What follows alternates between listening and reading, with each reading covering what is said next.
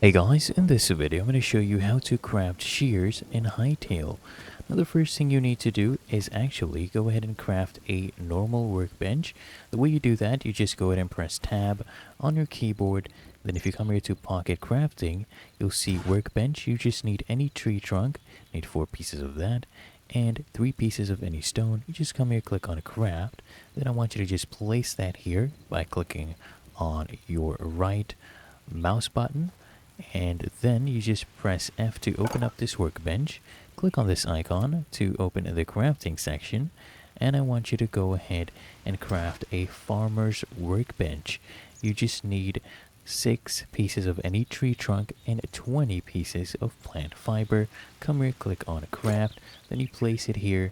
Press F to open up the farmer's workbench, and then you just come here and click on this icon for farming, and here you can see crew shears.